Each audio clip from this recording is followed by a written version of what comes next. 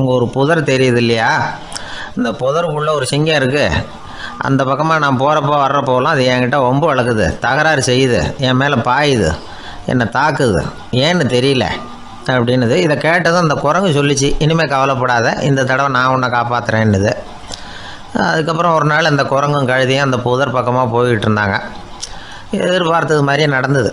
அந்த சிங்கம் எதிரில் வந்தது, கழுதியை பார்த்தது, உடனே அது மேலே பாய ஆரம்பிச்சுட்டுது.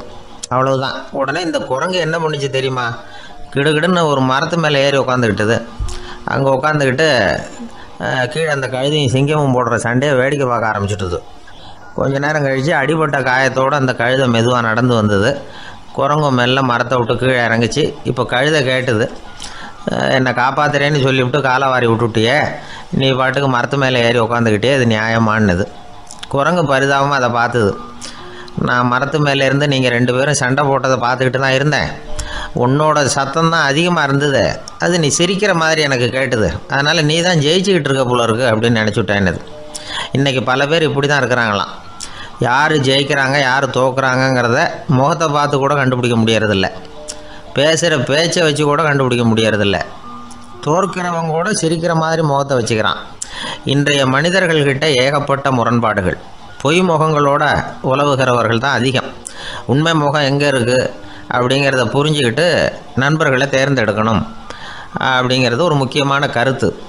கடவுள் இந்த உலகத்தை படைச்சு விட்டு அதுக்கப்புறமும் கொஞ்ச நாள் இங்கேயே தங்கியிருந்தாராம்.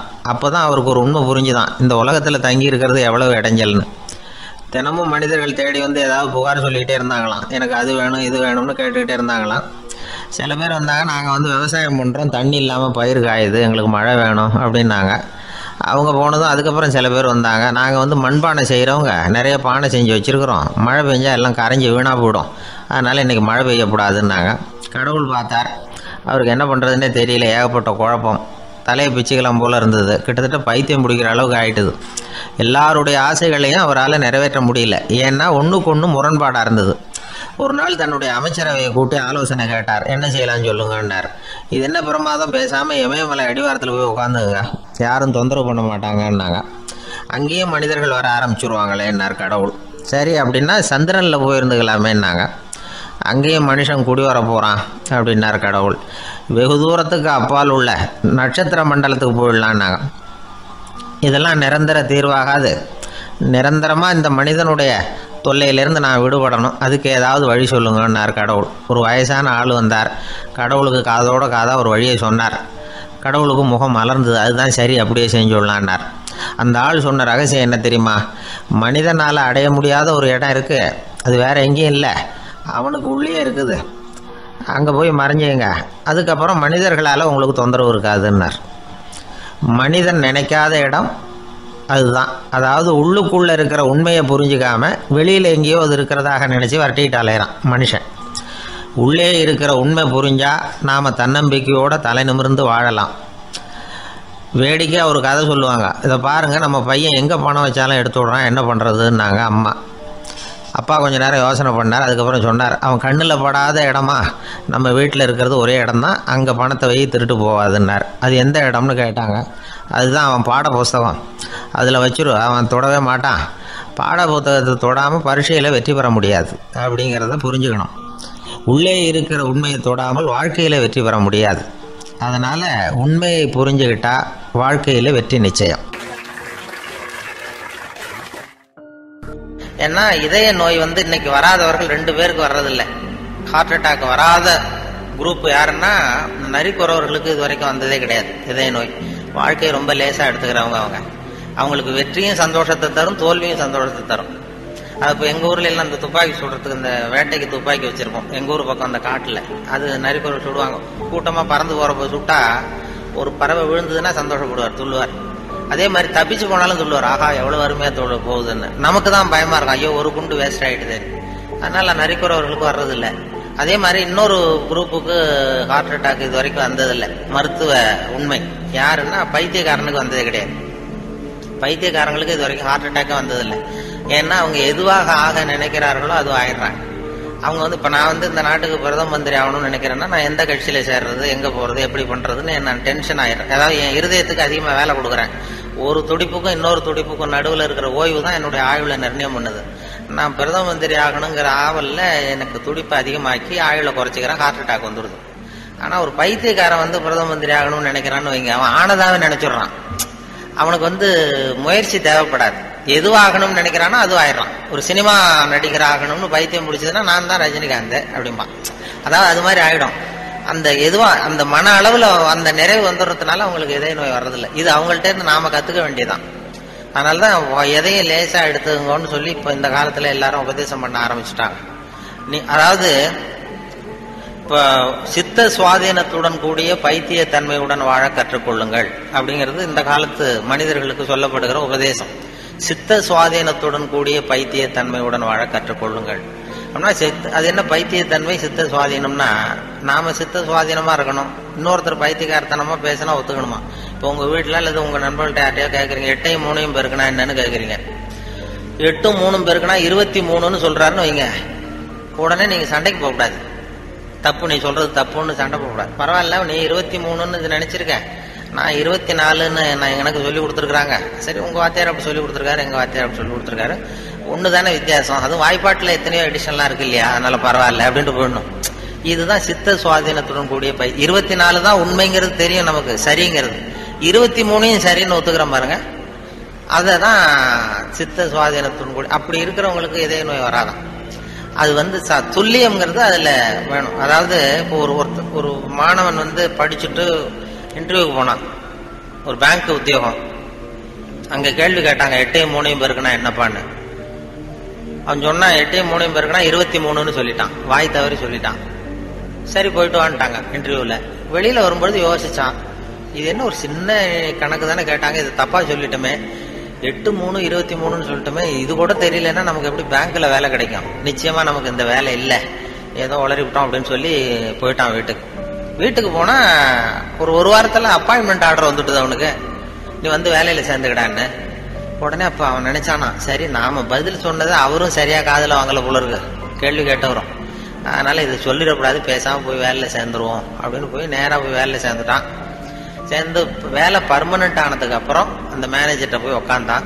சார், அன்னைக்கு இன்டர்வியூக்கு வந்தப்ப என்ன ஒரு கேள்வி கேட்டீங்க, 8ஐயும் 3ஐயும் பெருக்குனா என்னன்னு, நான் வாய் தவறி 23ன்னு சொல்லிட்டேன், நீங்களும் சரியா கவனிக்கல போட்டுருக்கு சார், எனக்கு வேலை கொடுத்துட்டீங்க, ரொம்ப தேங்க்ஸ் அப்படின்றான். இனிமே ஒன்றும் பண்ண முடியாதுன்னு. அப்ப அந்த மேனேஜர் சொன்னார், அப்படி இல்லப்பா, அன்னைக்கு இன்டர்வியூக்கு வந்தது உன்னையும் சேர்த்து 294 பேர் வந்தீங்க இன்டர்வியூக்கு. நான் 294 பேர்கிட்ட இந்த கேள்வி கேட்டேன், 8ஐயும் 3ஐயும் பெருக்குனா என்னன்னு. நீ சொன்னதுதான் நியரஸ்ட் கரெக்ட் ஆன்சர். நான் அதனாலதான் வேலை கொடுத்தேன், நான் ஒன்னும் தப்பா பண்ணிவிடல அப்படின்னா. அதாவது வாழ்க்கையில வெற்றி பெறணும், இதய நோய் வரக்கூடாது, ஹார்ட் அட்டாக் வரக்கூடாதுன்னு நினைக்கிறவர்கள் நியரஸ்ட் கரெக்ட் ஆன்சரை தான் பார்க்கணுமா. நியரஸ்ட் கரெக்ட் ஆன்சர் பார்க்கிற மனோபாவம் இதயத்தை நல்லா வச்சிருக்கணும். ஆனா அறிவியல்ல அப்படி பார்க்கக்கூடாது. அறிவியல்ல ரொம்ப துல்லியம் அவசியம். இப்போ உங்க பொறியியல் சம்பந்தப்பட்ட விஷயங்கள்லயோ அறிவியல் சம்பந்தப்பட்டதுல துல்லியம் தான் முக்கியம். அதுல போய் நியரஸ்ட் கரெக்ட் ஆன்சர் பார்க்கக்கூடாது. வாழ்க்கைங்கிற கணக்குல நியரஸ்ட் கரெக்ட் ஆன்சர் தான் பார்க்கணும். ரொம்ப துல்லியமா எதையும் பார்க்கக்கூடாது. அறிவியல் துல்லியம் போச்சுன்னா போச்சு. இப்ப நம்ம ஒரு ராக்கெட் விடுறோம், செவ்வாய் கிரகத்துக்கு விட்டோம், புதன் கிரகத்துல போய் இறங்கிட்டது, பரவாயில்ல, ஒரு கிரகம் தானே வித்தியாசம் அப்படின்னு அதுல போய் அப்படி போக கூடாது. செவ்வாய்க்கு எடுத்தது புதன் தானே, பரவாயில்லன்னு அப்படி போக முடியாது. அறிவியல்ல துல்லியம் முக்கியம். வாழ்க்கைங்கிற விளையாட்டுல இந்த பர்ஃபெக்ஷன் பார்க்காதீங்க. பர்ஃபெக்ஷன் ஒண்ணு உலகத்துல ஒண்ணுமே கிடையாது. பர்ஃபெக்ஷன் நானா என் மனசுல ஒரு உருவத்தை வரைஞ்சிக்க வேண்டியது, படத்தை போட்டுக்கிறது. அதே மாதிரி எதிரில் இருக்கிறது இருக்கான்னு நான் பாக்குறேன். நான் உள்ளுக்குள்ள என்ன வரைஞ்சிருக்கணும் அதே மாதிரி இருந்ததுன்னா பர்ஃபெக்ட்னு சொல்றேன். அது இல்லைன்னா அது சரியில்லைங்கிறேன். அதாவது கோளாறு நான் வரைஞ்ச படத்துல இருக்கே தவிர பொருள் இல்லை. உலகத்துல எது எது எப்படி இருக்கணுமோ அது அப்படிதான் இருக்குது. அழகா இருக்கிற பொருளை நீங்கள் விரும்புவதில்லை, அழகா இருக்கிற பொருளை நீங்கள் விரும்புவதில்லை, நீங்கள் விரும்புகிற பொருள் அழகா இருக்கிறது அப்படிங்கறதா உண்மை. அதனால்தான் ஒரு நீக்ரோவுக்கு அவங்க புள்ள அழகா இருக்கு, நமக்கு நம்ம பார்வைக்கு வித்தியாசமா தெரியுது. அதனால அந்த அழகுங்கிறதெல்லாம் வாழ்க்கைங்கிற கணக்கெல்லாம் இந்த ரொம்ப துல்லியமெல்லாம் பார்த்து வாழ்க்கையை வீணாக்கி கொள்ளாதீர்கள்னு சொல்லுவாங்க. ஏன்னா மனிதனுக்கு இன்னும் சரியான விளக்கம் யாருமே கொடுத்ததில்லை. கிரேக்க அறிஞர்கள் தான் பெரிய இந்த வரைவிலக்கணம் வகுக்கிறதுல ரொம்ப கெட்டிக்காரங்களாம். கிரேக்க அறிஞர்கள் ஒவ்வொன்றுக்கும் டெஃபனேஷன் வகுக்கிறதுல. அப்போ ஒரு குரூப் அறிஞர்கள் குழு கூடி உட்கார்ந்து மனிதன் என்பவன் யார், மனிதன் அப்படின்னா அதுக்கு என்ன டெஃபனேஷன், ஒரு வரைவிலக்கணம் வகுக்கணும்னு உட்கார்ந்தாங்களாம். அதான் எல்லாம் வந்து இப்படி ஒவ்வொரு அறிஞரும் ஒரு யோசனை சொல்லியிருக்கிறார். மனிதன் என்பவன் ஒரு 2 கால் பிராணி அப்படின்னு எழுதிடலாம் சார் அப்படின்னது உடனே எல்லாம் ஏகமனதா எல்லாம் சரி தான், சரியா இருக்கு விளக்கம். மனிதன் என்பவன் 2 கால் பிராணி, சரியா இருக்கே, ஒத்துக்கலாம்னு போனாங்க. அப்ப திடீர்னு ஒருத்தர் எழுந்திரிச்சு வெளில ஒன்னாராம். போயிட்டு ஒரு திடுக்கிட்டு வெளில திரும்பி வந்து ஒரு சாக்குல கொண்டாந்து அப்படி வச்சாரு மேஜையில. சாக்குக்குள்ள என்ன இருக்குன்னு கேட்டார் தலைவர், கூட்டம் தலைவர். உங்க வரைவிலக்கணப்படி, உங்க டெபனிஷன் படி உள்ள ஒரு மனுஷன் இருக்கான். மனிதன் என்பவன் ஒரு 2 கால் பிராணின்னு தானே சொன்னீங்க அப்படின்னு சொல்லி திறந்தா ஒரு கோழி நிக்குது. கோழி இது 2 கால் பிராணி தானே, அப்ப இதுவும் ஒரு மனுஷன் தானே அப்படின்னு. ஆகா, நம்ம டெபனிஷன்ல ஏதோ ஒரு தப்பு, அதுல ஒரு திருத்தம் உண்டு பண்ணணும் அப்படின்னு சொல்லி இன்னொருத்தர் சொல்லியிருக்காரு. நான் அதுல கொஞ்சம் ஒரு கரெக்ஷன் கொடுக்குறேன் சார் அப்படின்னு சொல்லி, மனிதன் என்பவன் சிறகுகளற்ற 2 கால் பிராணி அப்படின்னு கொடுத்துருக்கான். உடனே இவன் மறுபடியும் எடுத்துட்டு ஓடனா, திரும்பி வந்தான். சாக்கு உள்ள மனுஷன் இருக்கான எடுத்தா அதே கோழி ரெக்கையெல்லாம் பிச்சு விட்டு நிறுத்தி வச்சிருக்கான். உங்க டெபினேஷன் படி மனுஷன் சிறகுகளற்ற 2 கால் பிராணி அப்படின்னு. அப்புறம் தான் அந்த கிரேக்க அறிஞர்களே சொல்லிட்டாங்களாம், மனிதனுக்கு அதாவது இப்ப ஏதாவது ஒண்ணும் முடியலன்னா இப்ப நம்ம என்ன பண்றோமோ அது மாதிரி அதே முடிவுக்கு வந்தாங்க. அதாவது சபையை ஒத்தி வைக்கப்படுகிறது அப்படின்னு சொல்லிவிட்டு கடைசி வரைக்கும் அது டெபினேஷன் கொடுக்கல. மனிதனுக்கு வந்து விஞ்ஞானம் போட்டிருக்கிற வேலை வேற. விஞ்ஞானம் கெமிஸ்ட்ரி என்ன சொல்லுதுன்னா, ஒரு சராசரி மனுஷ உடம்புல இருக்கிற கால்சியத்தை மட்டும் தனியா எடுத்தா ஒரு சின்ன ரூமுக்கு வெள்ளடிக்கலாம். ஒரு சராசரி மனுஷ உடம்புல இருக்கிற கொழுப்பை மட்டும் தனியா எடுத்தா ஒரு 10 சோப்பு கட்டி தயார் பண்ணலாம். ஒரு சராசரி மனுஷன் உடம்புல இருக்கிற பாஸ்பரஸை மட்டும் தனியா எடுத்தா ஒரு 40 நெருப்பூச்சி தயார் பண்ணலாம். ஒரு சராசரி மனுஷ உடம்புல இருக்கிற இரும்பு சத்தை மட்டும் தனியா எடுத்தா 2 செய்யலாம். இவ்வளவுக்கு மொத்தமா விலை போட்டா 42 ரூபா 50 காசு. இதுதான் கெமிஸ்ட்ரி வந்து நமக்கு போட்டிருக்கிற விலை. ஒரு மனுஷனுக்கு ரசாயன விஞ்ஞானம் போட்டிருக்கிற விலை அவ்வளவுதான்.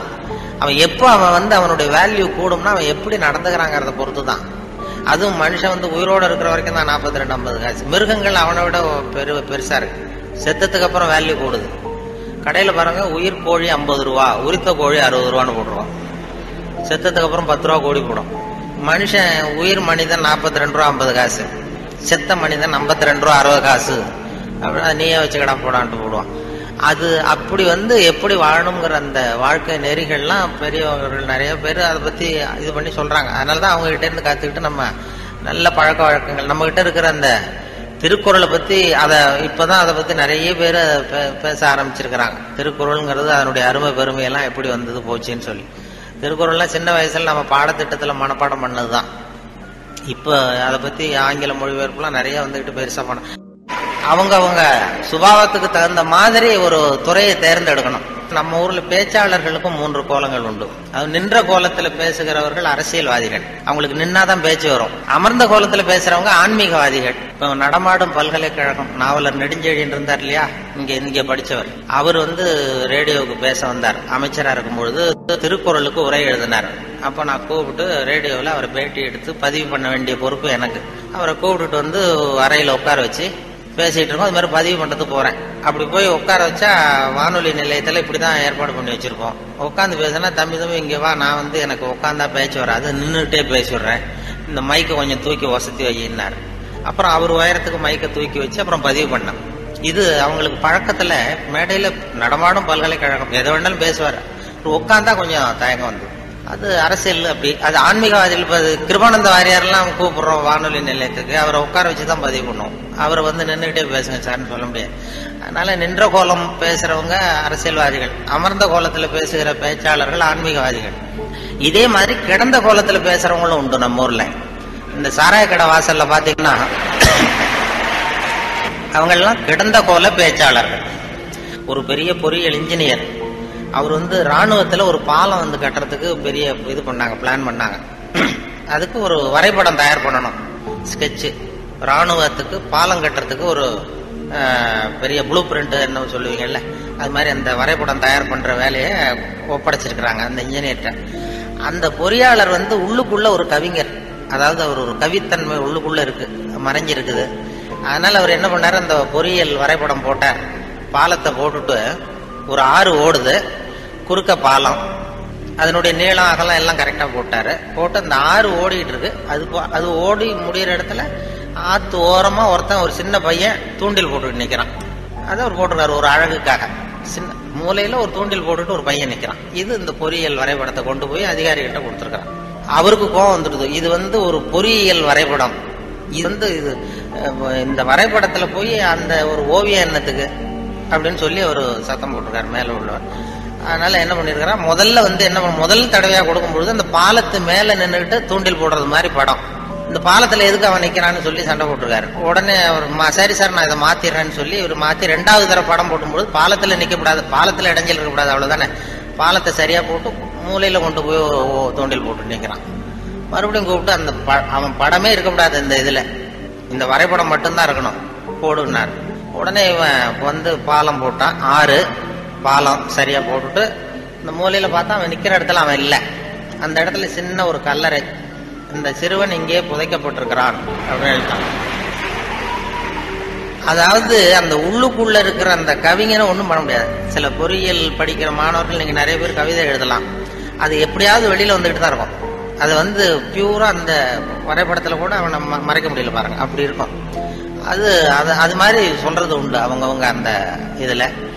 அதனால இந்த பேச்சு இந்த சொன்னார்கள், இந்த நகைச்சுவை உணர்வுங்கிறது ரொம்ப அவசியம், அதை பத்தி சொல்லணும் போகணும் வரணும்னு சொல்லி சொன்னாங்க. நகைச்சுவை உணர்வுங்கிறது நமக்கு சின்ன வயசுல இருந்து நாம பிறந்து 6 வாரத்துல தான் சிரிக்க ஆரம்பிக்கிறோமா. ஒரு குழந்தை பிறந்து 6வது வாரம் தான் சிரிக்க ஆரம்பிக்கும். ஒரு கிளுகிழுப்பை கொண்டு போய் குழந்தை முகத்துக்கிட்ட ஆட்டுனா சிரிக்குது. அதே கிளுகிழுப்பை ஒரு தாத்தா முகத்துக்கிட்ட ஆட்டுங்க கோவம் வந்துடும், குச்சி கிச்சிருந்தா எடுத்து அடிச்சிருவாரு. ஏன்னா அப்படி இருந்தவர் அப்படி ஆயிட்டாரு. ஒரு காலத்துல அப்படி இருந்தவர் அப்படி சின்ன வயசுல ஒரு கிளுகிழுப்ப சத்தத்துக்கு சிரிச்சவர் அதே சத்தத்துக்கு டென்ஷன் ஆகிறாருன்னா அப்படிதான் மனுஷனுடைய வாழ்க்கை வீணா போகுது. அந்த இயல்பு தன்மை மாறாம இருக்கணுமா, அந்த சிரிப்பு தன்மை ஆனா சிரிப்புங்கிறது ஒரு பாவமான செயல்னு காலங்காலமா போதிக்கப்பட்டு வந்திருக்கிறோம். அதனால இந்த இப்படிப்பட்ட இந்த உணர்வு, இந்த நகைச்சுவை உணர்வை பத்தி பேசிட்டு இருந்தோம் இல்லையா, அது எங்க ஆசிரியர் சொன்னது மாதிரி அதை வச்சு எந்த விஷயத்தை சொன்னாலும் கொஞ்சம் சுவாரஸ்யமா சொன்னோம்னா வாழ்க்கையிலையும் சரி, நீங்க எந்த துறையில வேலைக்கு போனாலும் சரி, சக மனிதர்கள்ட்ட பழகும் பொழுதும் சரி, அந்த நகைச்சுவை உணர்வுன்னு இருக்கும் பொழுது நல்லா இருக்கும். அதாவது இவரு பேராசிரியர் கல்கி எழுதியிருக்கிறாரு, இதுல பேசினார். அவரு ஆல் இண்டியா ரேடியோல ஆரம்பத்தில் 1938 பேராசிரியர் கல்கி பேசியிருக்காரு, தமிழில் சிறுகதை அப்படின்னு. எப்படி சொல்றது சுவாரஸ்யமா எப்படி சொல்றதுன்னு சொல்லி அப்ப பேசியிருக்காரு. சிறுகதைன்னா அது சிறுன்னு அர்த்தம் இருக்கு, அதனால சிறுசா இருக்கணும், தேவைக்கு அதிகமா வளர்த்தாத. கதைன்னா அதுல ஒரு கதை அம்சம் இருக்கணும். ஒரே ஒரு ஊர்ல அப்படின்னு ஆரம்பிச்சா அதுக்கப்புறம் என்ன அப்படின்னு கேட்க தோணுது இல்ல, அது மாதிரி இருக்கணும் ஒரு வரியும் அப்படின்னு சொல்லிட்டு சொல்றதே எப்படி சுவாரஸ்யமா சொல்றதுன்னா தேவைக்கு அதிகமா நீ வளர்த்தாதே அப்படின்னு சொல்லி அதுக்கு ஒரு உதாரணம் கொடுத்திருக்காரு கல்கி. அதாவது நீங்க எழுத்தாளராக இருந்தாலும் சரி, பேச்சாளராக இருந்தாலும், சக மனிதர்கள்ட்ட பழக்கிறவராக இருந்தாலும் தேவைக்கு அதிகமா இது பண்ணாதீங்க அப்படிங்கிறதுக்காக சொல்லியிருக்காரு. அவர் ஒரு கதை எழுத்தாளர் எப்படி இருக்கணுங்கிறதுக்காக கல்கி சொன்னது.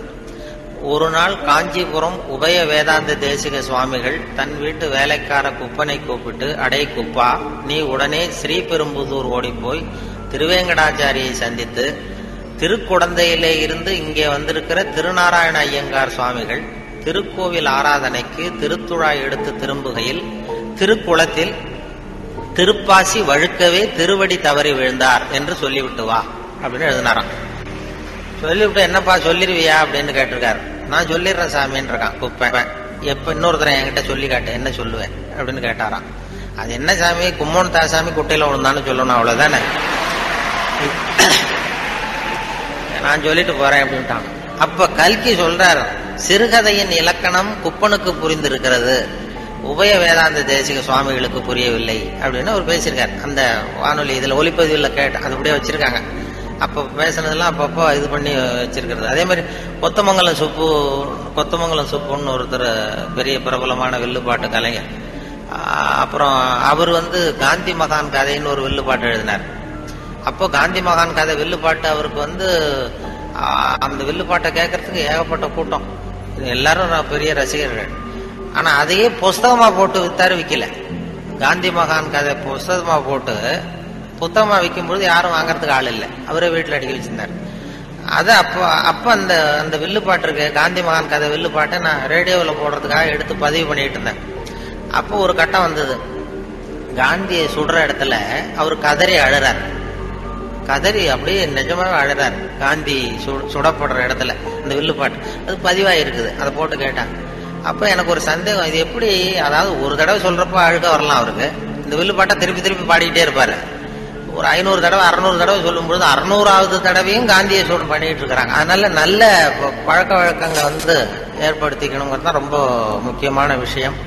அதனால இதுல எப்படி நான் சொன்னது மாதிரி எவ்வளவு நேரம் எதை தாக்க முடியும், குடும்பத்துல வந்து ரொம்ப ஒருத்தர் ஒரு அனுசரிப்பு தன்மை, சகிப்புத்தன்மை இதெல்லாம் வேணுங்கிறத பத்தி நிறைய இந்த சின்ன சின்ன விஷயங்களா தான் வானொலி சொல்றது உண்டு. இந்த நகைச்சுவைன்னு சொன்னதுனால அதை சேர்த்து சேர்த்து கதையா சொல்றது உண்டு. சின்ன விஷயங்களை வந்து அப்படியே இப்ப பண்டிதமணி கதிரேசன் செட்டியார் இருந்தார், அவருடைய மகன் கூட இங்க இருந்தார்ல தமிழ் துறையில, கதிர் தியாகராஜன். அவங்க அப்பா பண்டிதமணி கதிரேசன் செட்டியார். அவர் வந்து திருக்குறளை மனப்பாடம் பண்ணது எப்படின்னா, எதிரில் வந்து அவங்க வீட்டு வேலைக்காரனை உட்கார வச்சுக்குவாராம். இவர் உட்காந்துருப்பார், அவருக்கு காலு நடக்க முடியாது, காலு ஊனம். அதனால எதிரில் வேலைக்காரனை உட்கார வச்சுட்டு அவன் கையில திருக்குறள் புஸ்தகத்தை கொடுத்துடுறது.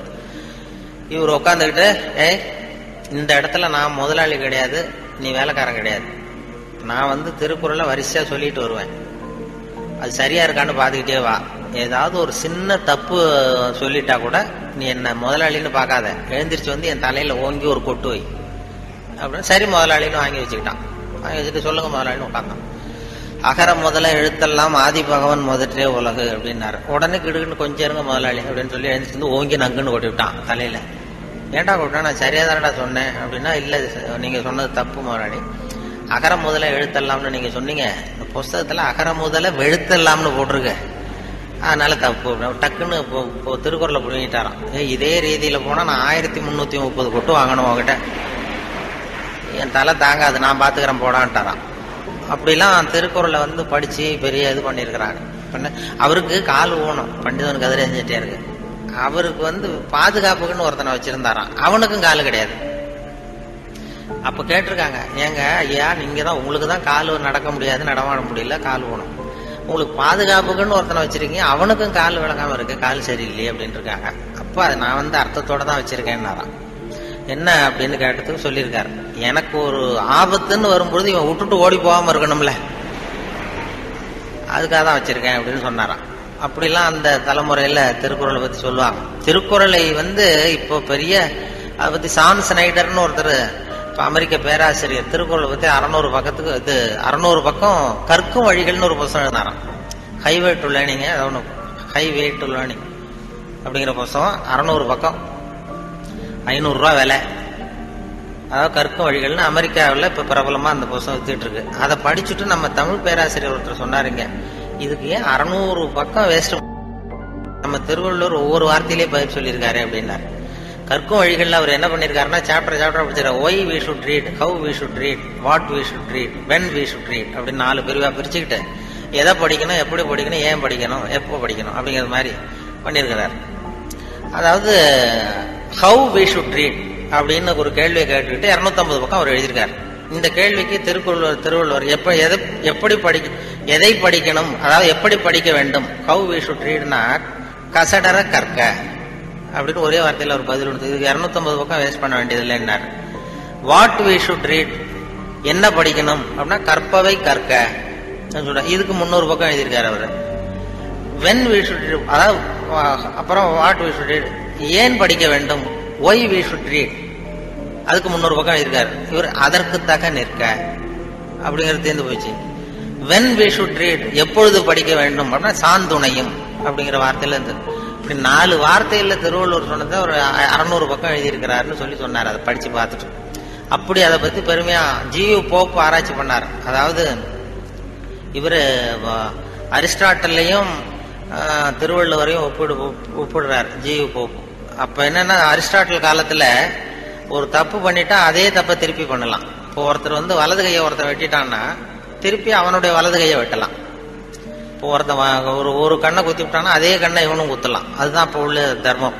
அரிஸ்டாட்டில் காலத்துல ஒருத்தன் உங்களுக்கு ஒரு விரலை எந்த விரலை வெட்டுறானோ அதே விரலை நீங்களும் வெட்டலாம். அது அந்த தர்மம். அந்த அதே காலத்துல வந்து திருவள்ளுவர் என்ன சொல்றாரு அப்படின்னு பார்த்தார். அதாவது ஒருத்தன் நமக்கு கெடுதல் பண்ணுனா திருப்பி அதே கெடுதலை பண்ணு அப்படின்னு அவர் சொல்றாரு. அதுக்கடுத்து திருவள்ளுவரை பார்த்தா, நீ ஒருத்தன் உன்னை அடிச்சுட்டான்னா நீ பதிலுக்கு அவன் கண்ணத்தை தடவி கொடு அப்படிங்கிறார். இன்னா செய்தாரே ஒருத்தல் அவர் நானும் நன்னையும் செய்து விடுன்னு சொன்னார்.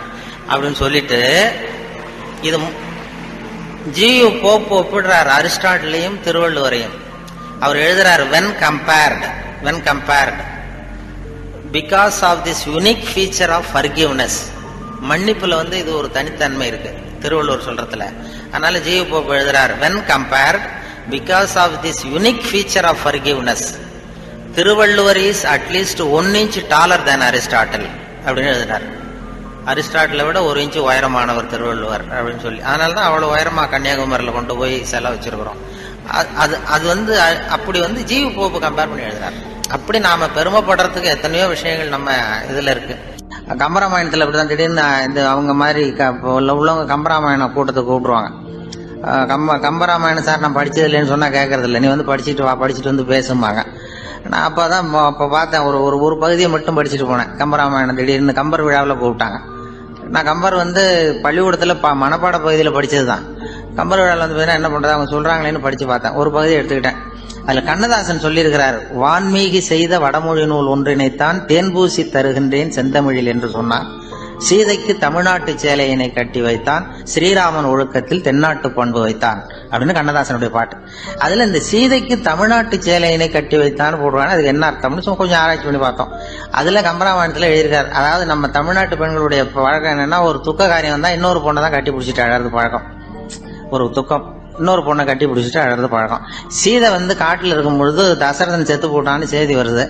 அப்போ அவ கட்டி பிடிச்சிட்டு அழறதுக்கு இன்னொரு பொண்ணு வேணும், அங்க யாரும் இல்லை. அதான் தமிழ்நாட்டு பண்பு. அங்க ராமன் லட்சுமணன் தான் இருக்காங்க. என்ன பண்ணான்னா, நிலமெனும் செவிலி மேல் வைத்த கையினாள் அப்படின்னு பூமாதேவியை கட்டி பிடிச்சிட்டு அழுதான் அப்படின்னு கம்பர் எழுதுறார். இதான் சீதைக்கு தமிழ்நாட்டு சேலையினை கட்டி வைத்தான்ங்கிறது அந்த விளக்கம் வந்தது.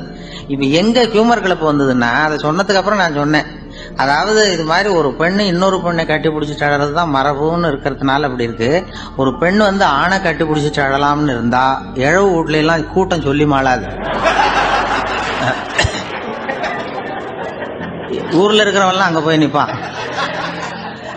அது மட்டும் இல்ல, கொஞ்சம் அழுததான் அங்க மேல தெருல ஒண்ணு போட்டுது, இதை விட நல்லா இருக்கும், அங்க போண்டா ஆடாம கோபம் இப்படி ஆயிடும் அப்படின்னு சொல்லி இது எப்படி உதவுது பாருங்க. ஒரு இலக்கிய பேச்சு பேசும்பொழுது கூட இந்த பயிற்சி, இந்த ஹியூமர் கிளப் பயிற்சி, அது அப்படி அந்த பார்வை பார்க்கும்படியாக அப்படி வந்துடும். அது மாதிரி எதையாவது ஒண்ணு வானொலியில சொல்லுகிற விஷயங்களையும் கொஞ்சம் கடுமையான விஷயங்களை கூட நகைச்சுவை சேர்த்து சொல்லுகிற பழக்கத்தை கொண்டு போயிட்டாங்க. இதெல்லாம் கூட சொல்லுவோம். அதாவது கோழி பண்ணையை பத்தி பேசிட்டு இருப்போம், ரொம்ப ட்ரையா இருக்கும். அது விவசாயிகளுக்கு பிரியமான விஷயம். கோழி பண்ணை வைக்கிறதுல கூட வேடிக்கையை சேர்த்து நாங்க சொல்லிடுறது. ஒருத்தன் கோழி பண்ணை வச்சிருந்தானா, கோழியை வச்சு வித்துக்கிட்டு இருந்தானா, ஒருத்தன் போய் கேட்பான், இதெல்லாம் எந்த ஊர் கோழிப்பா, அதோ போகுது, அது எந்த ஊர் கோழி, இது எந்த ஊர் கோழின்னு வாங்க போனவன் கேட்டான். அது விக்கிறவன் சொல்லியிருக்கான், இது பாருங்க, கோழி சேவலா கோழியான்னு மட்டும்தான் சொல்ல தெரியும், அது எந்த ஊர் கோழின்னு அதை பார்த்து அடையாளம் கண்டுபிடிக்க முடியாது அப்படின்றான் அதை வித்தவன். வாங்க வந்தவன், என்ன அப்படின்னு சொல்ற, எனக்கு உள்ள அனுபவத்துக்கு நான் அதை முதுவை பார்த்தே சொல்லிடுவேன் அது எந்த ஊர் கோழின்னு. நீ என்ன கோழி பண்ண வச்சிருக்கிற, அதோ இருக்கு பாரு, அது நாமக்கல் கோழி, அதுல ஒரு 2 எடுத்து வை. இதோ போது பாரு, இது சேலத்து கோழி, இதுல ஒரு 2 வை. முதுவை பார்த்தே கண்டுபிடிச்சிடலாம் ஐயா என்ன கோழின்னு அப்படின்னு சொல்லியிருக்கான். இது கூட தெரியாம நீ கோழி பண்ண வச்சிருக்க, உனக்கு எந்த ஊர்ரா அப்படின்னு கேட்டானா, அவன் திருப்பி முதுவை காட்டினான், நான் பார்த்து கண்டுபிடிச்சுக்கான் அப்படின்னு சொல்லி ஒரு கோழி பண்ணையை பத்தி வானொலியில சொல்லும் பொழுது கூட இப்படி எதையாவது சேர்த்துடுறது. அதாவது கொஞ்சம் கடுமையான விஷயங்களை சொல்லும் பொழுது கூட இப்படி எதையாவது சேர்த்து சொல்லி, அதனாலதான் அந்த தகவலுக்கு ஒரு மரியாதை வந்தது. அப்புறம் அந்த நேரம் பத்திரிகையில வர்ற செய்திகளை கூட நகைச்சுவையா சொல்றது உண்டு. அதாவது அதை நேரடியா சொன்னா வானொலியில அனுமதிக்க மாட்டாங்க சில விஷயங்களை, அது சின்னாருக்கு கௌரவ குறைச்சல், அது வேடிக்கை கலந்து நகைச்சுவோடு சொல்லும் பொழுது அதை அனுமதிச்சிருவாங்க. அப்ப அந்த விசாரணை கமிஷன் அது இதுன்னு நிறைய நடந்துகிட்டு இருந்தது. டெல்லியில இருந்து அமலாக்க பிரிவு அதிகாரிகள்லாம் வராங்க போறாங்கன்னு பத்திரிகையில அமர்க்கலப்பட்ட இடம். அந்த நேரம் நான் ஒரு ரேடியோவில் ஒரு செய்தியை தயார் பண்றோம். அப்ப என்ன பண்ணேன்னா, இது மாதிரி அந்த பத்திரிகை செய்தியை வச்சுக்கிட்டே ஒரு செய்தி சொன்னோம், இன்னொரு தகவல் சொல்லி. அதனால ஒருத்தன் தமிழ்நாட்டுல ஒரு ஆள், அவன் திடீர்னு கோடீஸ்வரன் ஆயிட்டான். நேற்று வரைக்கும் சாதாரணமா இருந்த ஆள் இன்னைக்கு கோடீஸ்வரன் ஆயிட்டான். டெல்லியில இருந்து 2 அதிகாரிகள் வராங்க, எப்படி அவன் பணம் சேர்த்தான்னு கண்டுபிடிக்கிறதுக்கு. அவனை கூப்பிட்டு 2 அதிகாரிகளும் எப்படா பணம் சேர்த்த, நான் ஒன்னும் தப்பான வழியில பணம் சேர்க்கல சார், நான் பந்தயம் கட்டியே பணக்காரன் ஆயிட்டேன். பந்தயம் கட்டி எப்படா பணக்காரன் ஆக முடியும் அப்படின்னா, நீங்க நம்புங்க சார், நான் பந்தயம் கட்டி தான் பணக்காரன், தப்பான வழியில சேரல சார். பந்தயம் கட்டி எப்படா கோடீஸ்வரன் அப்படின்னா, நாங்க நம்ப முடியாதுன்னு இருக்கான் விசாரிக்க வந்தவன். அப்படின்னா உங்ககிட்டே ஒரு பந்தயம் கட்டட்டோமான் விசாரிக்க வந்தவன்ட்டே. என்னடா பந்தயம் அப்படின்னா, ஒண்ணுமில்ல சார், இது என் கண்ணு, இது என் பல்லு, என் கண்ணை என் பல்லாலேயே கடிக்கிறேன், எவ்வளவு பந்தயம் விசாரிக்க வந்தவன் 100 ரூபாய் எடுத்து வச்சான், இதை ப்ரூவ் பண்றான்னு. அப்படியே கண்ணை எடுத்துட்டான். அது பளிங்கு கண்ணு, ஏற்கனவே ஒரு கண்ணு பளிங்கு கண்ணை வச்சுனா எடுத்து கடிச்சு விட்டான். இது விசாரிக்க வந்தாலும் 100 ரூபாய் விட்டுட்டு நிக்கிறான். எப்படி பணம் சேர்த்தான்னு வந்தவன் உடனே இன்னொருத்தன், இவன்ட்ட என்னடா பேச்சு கொடுக்காதரா, நம்ம பணம் தான் அங்க போயிட்டு இருக்கு, உனக்கு விசாரிக்க தெரியல, போடா நான் விசாரிக்கிறேன்னு அடுத்தவன் வந்தான். அது நீ ஒழுங்கா சொல்ற, எப்படிடா பணம் சேர்த்த சார், நீங்க கொஞ்சம் புத்திசாலியா தெரியுது அவரை விட, நீங்களாவது நம்புங்க சார், பந்தயம் கட்டி தான் பணம் சேர்த்தேன், நான் நம்ப முடியாது. அப்படின்னா உங்ககிட்ட இன்னொரு பந்தயம் கட்டட்டுமா அப்படின்றான். வேண்டாம், அவனை ஏமாத்தி விட்டேன் ஆளை, வேண்டான்றான். இல்ல சார், அவரு ஏமாந்தது பொய் கண்ணு, பளிங்கு கண்ணுன்னு தெரியாது, ஏமாந்துட்டார். இப்போ உங்ககிட்ட பந்தயம் கட்டுறது நெஜம் கண்ணு, இந்த பக்கம் பளிங்கு கண்ணு கிடையாது, நெஜம் கண்ணு, இதை பல்லால கடிக்கிறேன் அப்படின்னா அவன் ஒரு 100 ரூபாய் எடுத்து வச்சான். இவன் அப்படியே பல்செட்டை கட்டினான் தனியா, அப்படியே கட்டி கடிச்சு விட்டான். அதே விட்டுட்டான். இவன் உடனே 2 பேரும், இவன்கிட்ட பேச பேச நம்ம பணம் தான் அவன்கிட்ட போயிட்டு இருக்கு, இவன் எப்படி பணம் சேர்த்தான்னு கண்டுபிடிக்கிறதுக்கு டெல்லியில இருந்து வந்திருக்கோம், மேற்கொண்டு பேசாத, பேச பேச பந்தயம் கட்டுவான். திரும்பி போறதுக்கு ரயிலுக்கு டிக்கெட்டு சரியா இருக்கா பாடுறான்றான். அவன் கரெக்டா எண்ணி பார்த்து கரெக்டா இருக்கப்பா, மேற்கொண்டு பேசாத, அவன்கிட்ட நம்ம போயிடுவோம், போய் நம்ம அதிகாரிகிட்ட சொல்லிடுவோம்னு சொல்லி போயிட்டு வரேன் சார் அப்படின்னு சொல்லிட்டு மரியாதை போயிட்டாங்க. போய் டெல்லியில பெரிய அதிகாரிகிட்ட போய், சார் அவன்கிட்ட வந்து விசாரிச்சு பார்த்தோம் சார், தமிழ்நாட்டில் பந்தயம் கட்டி தான் பணம் சேர்த்தேன்னு சாதிக்கிறான், எங்ககிட்ட ஒரு 200 ரூபாய் வாங்கிட்டான் சார் அப்படின்னு. அவருக்கு கோவம் வந்துட்டுது. இந்தியாவுக்கே தலைமை அதிகாரி, இதுக்காகடா நீங்க இருக்கீங்க, எத்தனை பேர் இருக்கீங்க உங்களை மாதிரி ஜூனியர் ஆபீசர்ஸ் நம்ம ஆபீஸ்ல இந்தியா பூரா விசாரிக்கிறதுக்கு அப்படின்னா 30 பேர் இருக்கோம் சார். 30 பேருக்கு அனுபவம் பத்தாது, நான் இந்தியாவுக்கே தலைமை அதிகாரி, அனுபவம் ஜாஸ்தி, உங்களுக்கு ட்ரைனிங் கொடுக்கணும் எப்படி ஒருத்தரை விசாரிக்கிறதுன்னு. 30 பேர் ஒரு ரூம்ல வந்து உட்காருங்க, ஒரு ஆள் போய் அந்த ஆளை தமிழ்நாட்டில இருந்து இங்க கூப்பிட்டுட்டு வா, வர்ற வரைக்கும் அவன்கிட்ட பேசாதீங்க, பந்தயம் கட்டுவான், மெதுவா கொண்டு வந்து நிறுத்து அப்படின்னா ஒரு ஆள் வந்து ஸ்பெஷலா கூப்பிட்டு போட்டான். இது மாதிரி மேடையில நிறுத்திவிட்டு ஒரு தலைமை அதிகாரி 30 ஜூனியர் அதிகாரிகள் அவங்களுக்கு பயிற்சி கொடுக்குறார். இவனை பார்த்து, ஒழுங்கா சொல்லு, எப்படி பணம் சேர்த்த, நான் இந்தியாவுக்கே தலைமை அதிகாரி, என்கிட்ட உண்மையை ஒத்துக்கிட்டீங்கன்னா உன்னை அப்ரூவர் ஆக்கிடுவேன் அல்லது தண்டனையை குறைப்பேன், அந்த அதிகாரம்லாம் என்கிட்ட உண்டு, ஒழுங்கா சொல்லு அப்படிங்கிறார். அவர், சார் நீங்க இந்தியாவுக்கே தலைமை அதிகாரி, அனுபவம் ஜாஸ்தி, நீங்களாவது நம்புங்க சார், நான் பந்தயம் கட்டி தான் பணம் சேர்த்தேங்கிறான். இங்கேயே வந்து இப்படி சாதிக்கிறேன், உன்னை நம்ப முடியாதரா அப்படின்னா உங்ககிட்ட ஒரு பந்தயம் கட்டட்டுமா நான் அவர்கிட்ட போய், வேணாண்டா என் ஆளை ஏமாத்தி விட்டேன் அப்படின்னா. இல்ல சார், அவங்க ஏமாந்தது என் உடம்ப பத்தின ரகசியம், என் கண்ணு பளிங்கு கண்ணுன்னு தெரியாது, நான் பல்செட்டு கட்டியிருந்தது தெரியாது, ஏமாந்துட்டாங்க. இப்ப நான் உங்ககிட்ட கட்டுற பந்தயம் உங்க உடம்ப பத்தின ரகசியம். என் உடம்புல என்னடா ரகசியம், முதுகுல, உங்க முதுகுல 1 ரூபா அகலத்துக்கு கருப்பா ஒரு மச்சம் இருக்கு, உண்டா இல்லையானா, இல்லைன்னு தெரியும் அவருக்கு. இல்லடா, நேத்து வரைக்கும் இல்ல சார், இப்ப இருக்குது மச்சம் அப்படின்னு. உடனே 100 ரூபாய் எடுத்து வச்சார் அவர் தலைமை அதிகாரி. ஒரு 100 ரூபாய் வச்சு சட்டையை கட்டி காட்டுறாரு, மச்சம் இல்லை. இவன் தோத்துட்டான், இங்கிருந்து போனவன். உடனே 200 ரூபாய் எடுத்து வச்சுக்கிட்டு, தோழர்களே இப்படிதான் ஒருத்தரை விசாரிக்கணும், என்கிட்ட இவன் ஏமாந்துட்டான் பாருங்க, துருவி துருவி விசாரிக்கிறதுன்னு சொல்றாங்களே இதுதான் அப்படின்னு விளக்கம் கொடுத்தாரு. அப்போ இவன் மெதுவாக ஆரம்பிச்சானா, சார் இந்த பந்தயத்துல உங்களுக்கு 200 ரூபாய் லாபம், ஆனா இதே பந்தயத்துல எனக்கு 2900 ரூபாய் லாபம் சார் அப்படின்றான். என்னடா பண்ண அப்படின்னு கேட்டிருக்காரு. உங்களுக்கு தெரியாம இந்த 30 பேர்கிட்டையும் தனித்தனியா ஒரு பந்தயம் கட்டியிருக்கேன். 30 பேர்கிட்ட என்னடா பந்தயம் கட்டினேன், ஒண்ணும் இல்ல சார், உங்க எல்லாரும் முன்னாடியும் உங்க மேலதிகாரியை சட்டையை கேட்ட வைக்கிறேன், பந்தயம் கட்டினேன், போயிட்டு பூரா எனக்கு 2900 ரூபாய் லாபம். அவரு பார்த்தாரு, அதிர்ச்சி ஆயிட்டாரு. தலைமை, சார் நீங்க போங்க சார் அப்படின்னு சொல்லி ஒரு ஆளை கொண்டு போய், சாரை கொண்டு போய் மரியாதையா பக்கத்து ரூம்ல விட்டுவாங்க, இனிமே அவர்கிட்ட யாரும் பேசாதீங்க வாங்கன்னு சொல்லிவிட்டு, அதுக்கப்புறம் தோழர்களே, இவர் பேச ஆரம்பிச்சார், தோழர்களே இனிமே யாரும் தமிழ்நாட்டு பக்கம் விசாரிக்க போகாதீங்க, நீங்க யாராவது போறதுன்னா மத்திய பிரதேசம், உத்தரப்பிரதேசம், இப்படி எத்தனையோ பிரதேசம் இருக்கு, போயிட்டு வாங்க, தமிழ்நாட்டுக்கு மட்டும் போகாதீங்க, ஏன்னா அங்க போனா நம்ம பணத்துக்கு ஆபத்து வந்துருது அப்படின்னு சொன்னாருன்னு. இந்த கதையை ரேடியோவில் சொன்னேன். இந்த கதையை உண்மை சம்பவமா சொன்னா அனுமதிச்சிருக்க மாட்டாங்க. இந்த நகைச்சுவைக்கு உள்ள மரியாதை என்னன்னா, அது ஒரு கதை மாதிரி உண்டு பண்ணி இப்படி சொன்னதும், இதுல என்ன என்னுடைய விசேஷம்னா, இந்த ஸ்கிரிப்டை வாங்கிட்டு வர சொல்லி மந்திரியினுடைய பிஏ வந்தார். ஒரு மந்திரி அப்ப இருந்தவர், அவர் பிஏ அடிக்கடி வருவார், வந்து இந்த போன நேற்று முந்தா நாள் ரேடியோவில் சொன்ன அந்த இன்னொரு தகவல் காப்பி ஒன்று வாங்கிட்டு வா அப்படி இப்படின்னு கூப்பிடுவார். மேடையில பேசுறதுக்கு எங்களுக்கு தேவை, உபயோகப்படும்னு கேட்பார். அவரு இந்த நிகழ்ச்சி வந்தப்போ உடனே அன்னைக்கு வந்துட்டார் அந்த பிஏ. இன்னைக்கு காலையில சொன்னீங்களே சார், மந்திரி கேட்கிறாரு மேடையில பேசுறதுக்கு அப்படின்னு. நான் அப்பதான் ஆச்சரியப்பட்டேன், பாருங்க இந்த நகைச்சுவைக்கு உள்ள மரியாதை. அவரே கேட்கிறார், சொல்லப்பட்டதே அவரை பத்தி தாங்கிறது தெரியாம அவரே எப்படி சொல்ற, அதுதான் சிரிப்புக்கு உள்ள மரியாதைங்கிறது. அது யாரை பத்தி சொல்றோமோ அவருக்கு தெரியாம கூட சொல்லலாம் அதை. அப்படி இது உண்மையில நடந்த சம்பவம். அந்த அமைச்சர் இப்ப இல்ல, உயிரோட எல்லாம் இப்ப இருந்து வாங்கிட்டு இருந்தார். அப்படி பண்ணுவாங்க. அப்படி நம்ம அனுபவத்துல நிறைய சொல்லுவோம். ஒரு பேச்சாளர் வேகமா போயிட்டு இருந்தாராம். போயிடும்போது ஒரு கூட்டத்துல பேசுறதுக்கு நடு இதுல காட்டு வழியா போயிடும்போது சிங்கம் வந்து நின்றுருக்கு எதிரில. உன்னை சாப்பிட போகிறேன் எனக்கு பசிக்குதுன்னு தான் அவர் பேச்சாளர் சொல்லியிருக்காரு. இல்லை என் பேச்சை கேட்கறதுக்கு ஆர்வமாக காத்துக்கிட்டு இருக்கிறாங்க, போயிட்டு வரும்பொழுது வேணா சாப்பிடுவோம். இல்லை எனக்கு பசி தான் முக்கியன்னு இருக்கு. உடனே இல்லை நீ என்ன அவ்வளோ நல்லா பேசுவியான்னு தான் சிங்கம். அதை ஏன் கேட்குறேன், நான் பேச ஆரம்பிச்சேன்னா அப்படியே கேட்குறவங்க மயங்கி விழுந்துருவாங்க. எங்க இங்கேயே பேச நான் மயங்கி விடுறேன்னா பார்ப்போம் இருக்கு. இவர் பெரியவர்களே தாய்மார்களேன்னு ஆரம்பிச்சார். சிங்கம் அப்படியே கரகரன்னு சுற்றி விழுந்துடுது கீழே, அப்படியே மயக்கம் போட்டு விழுந்துடுது. இதான் இதுகிட்டேன்னு தப்பிக்கிறதுக்கு சரியான நேரம்னு மெதுவாக நவுந்து ஓடி போய் ஒரே ஓட்டமாக ஓடி விட்டார். ரொம்ப தூரம் போனது வேர்த்து விறுவிறுக்க மூச்சு வாங்குது. பின்னாடி சிங்கம் வருதா மயக்கம் தெளிஞ்சு என்னன்னு பாக்குறது கூட அவர் தைரியம் இல்லை. அவ்வளவு தூரம் ஓடி போய் ரொம்ப தூரம் போனதும் மூச்சு இறக்க திரும்பி பார்த்தார். சிங்கம் அப்படியே கிடக்கா, எழுந்துட்டுதானே. சிங்கம் அப்படியே மயங்கினது அப்படியே கிடக்கு. அப்ப அவர் அங்க இருந்து மூச்சு வாங்க நினைச்சுக்கிட்டாராம். நல்ல வேளை நம்ம பேச்சை கேட்டுட்டு அந்த சிங்கம் மயங்கி விழுந்ததுனால நாம தப்பிச்சோம் அப்படின்னு நினைச்சுக்கிட்டாராம். அதே நேரம் சிங்கம் லேசா தலையை தூக்கி பார்த்து, நல்ல வேளை மயங்கி விழுந்தது மாதிரி நடிச்சதுனால நாம தப்பிச்சோம், இல்லைன்னா அவன் பேசியே கொண்டிருப்பான் நம்மளை அப்படின்னு அதுக்காக கடந்துதான். இது எதுக்கு சொல்றேன்னா, இப்போ உங்க முகத்தையெல்லாம் பார்க்கும்போது அந்த சிங்கத்தோட முகம் மாதிரி இருக்கேன். அதனால நீங்கள் நிஜம் சிங்கமா மாறுறதுக்குள்ள முடித்துக் கொள்றதுதான் மரியாதை. இல்லைன்னா இன்னொரு துப்பாக்கி வந்து ஐயா சொன்னது மாதிரி இங்க வந்து வைத்தாலும் வைப்பார்கள்.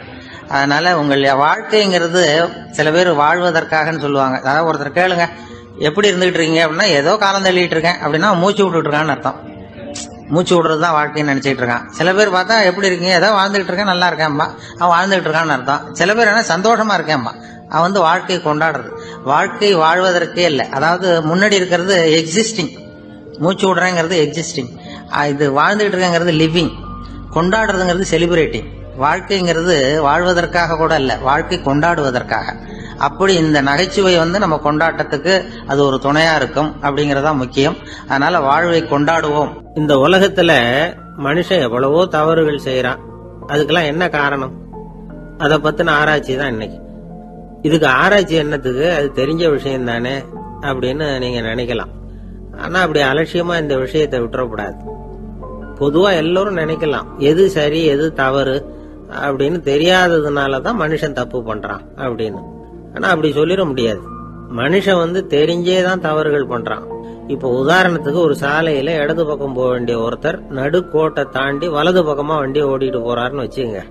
என்னப்பா இது தப்பு இல்லையா அப்படின்னு அவர்கிட்ட கேட்டா, அதெல்லாம் எனக்கு தெரியும், நீ உன் வேலையை பார்த்துட்டு போ அப்படிம்பாரு. வலது பக்கமா போறது தப்புன்னு தெரிஞ்சேதான் அவர் அப்படி செய்யறாரு, அப்படி போறாரு. பெரிய உத்தியோகத்துல இருக்கிறவங்க கூட லஞ்சம் வாங்குறாங்க. அவங்களுக்கு எல்லாம் லஞ்சம் வாங்குறது தப்புன்னு தெரியலன்னு அர்த்தம். திருடுறது தப்புன்னு தெரியாமலாம் மனுஷன் திருடுறான், நல்லாவே தெரியும். நீங்க வேணும்னா கேட்டு பாருங்க, வேற வழி இல்ல அதனாலதான் திருடுறேன்பா. திருடுறது ஒரு புண்ணியமான காரியம்னு திருடனே கூட சொல்ல மாட்டான். திருடுறது தவறுங்கிறது திருடனுக்கு தெரியும் அப்படிங்கறத விளக்கறதுக்காக ஒரு பெரியவர் ஒரு கதை சொன்னார். அதாவது 2 திருடர்கள் 2 பேரும் சேர்ந்து ஒரு வீட்டுக்கு போய் ஒரு 10,000 ரூபாயை திருடிட்டு வந்துடுறாங்க. ஒரு காட்டு வழியா வந்துகிட்டு இருக்கிறாங்க. இன்னும் விடியல. 2 பேருக்கும் தூக்கம் கண்ணை சுத்துது. சரி, இப்படியே ஒரு மரத்தடியில படுத்து தூங்குவோம், காலையில விடிஞ்சதும் இந்த பணத்தை 2 பேரும் பங்கு போட்டுக்குவோம் அப்படின்னு முடிவு பண்றாங்க. அதே மாதிரி படுத்து தூங்குறாங்க. நடு ராத்திரியில ஒரு திருடன் முழிச்சுக்கிறான். விடிகிற வரைக்கும் காத்துக்கிட்டு இருந்தா 5,000 ரூபா தான் கிடைக்கும், இப்பவே கம்பி நீட்டினா 10,000 ரூபா கிடைக்கும் அப்படின்னு யோசிச்சு பார்த்துட்டு ஒரு முடிவுக்கு வந்தான். மெதுவா அந்த 10,000 சுருட்டிக்கிட்டு அடுத்தவனுக்கு தெரியாம ஓடி போயிட்டான். விடியுது. அடுத்தவன் எழுந்திரிச்சு பாக்குறான். பணத்தையும் காணல, பாகஸ்தனையும் காணல. இந்த திருடன் அந்த திருடனை திட்டுறான், திருட்டு பய, அயோக்கிய பய, இப்படி அநியாயமா கிளப்பிட்டு போட்டானே அப்படிங்கிறான். இதுல இருந்து என்ன தெரியுது? தெரியாம எடுத்துக்கிட்டு போறது திருட்டு, அயோக்கியத்தனம், அநியாயம் அப்படிங்கறது இவனுக்கு தெரிஞ்சிருக்குது. அதனாலதான் அடுத்தவனை பார்த்து இப்படி திட்டுறான். அதனால தெரியாததுனால மனுஷன் தவறு பண்றான்னு சொல்றது சரியில்லை.